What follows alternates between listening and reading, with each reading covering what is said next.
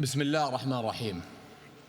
On behalf of Jordan, I thank His Excellency, President Ilham Aliyev, and the people and government of Azerbaijan for hosting this important summit. We have gathered here under the banner of solidarity, the family of nations joining as one to protect the planet we share. We all know that without common action, we are destined to fall short. Yet, we meet at a moment when faith in our ability to stand together is broken. When global norms, including the UN Charter and the Geneva Conventions, are being flouted with impunity. When trust in the international community to stand up for its own values has collapsed. When humanitarian violations are broadcast daily for the whole world to see, yet continue to be ignored and dismissed without consequence. Saving our planet must start from the premise that all lives are worth saving.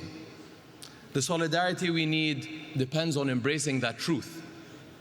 Yet, over the past 13 months, the world has stood by as thousands of Palestinians have been killed in Gaza, the majority women and children.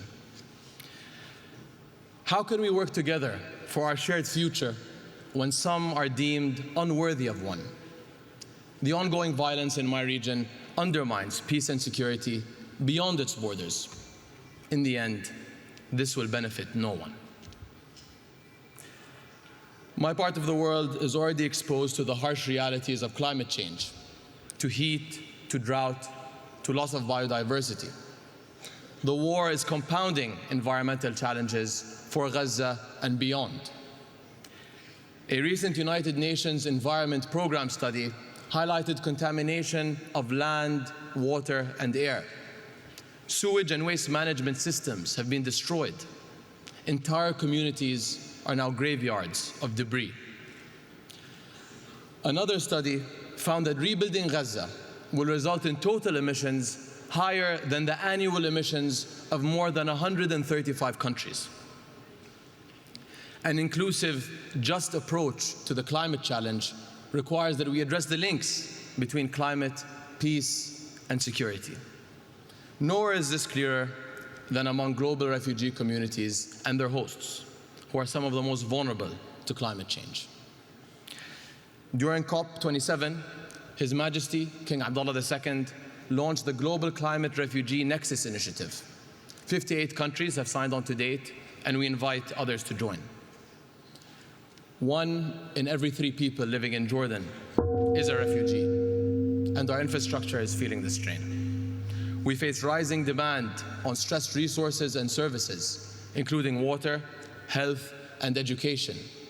And while we in Jordan have made significant strides in clean energy, water conservation, and climate-smart agriculture, these efforts are not enough.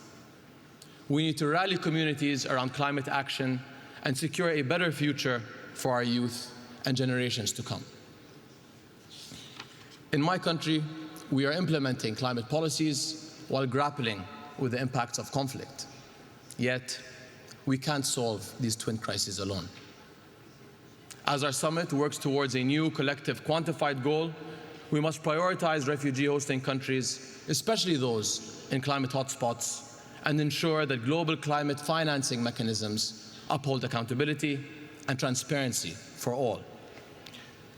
Just as urgently, we must rebuild trust in the international community itself and acknowledge past failures. Our inability to collectively do what is right is turning us into passive observers, fully aware, yet unwilling to act. As His Majesty King Abdullah has said, no one is a bystander in the fight for life on Earth. That means fighting against climate change, fighting for peace, and fighting to alleviate human suffering together, because every life is worth fighting for. Thank you. Thank you, Your Excellency.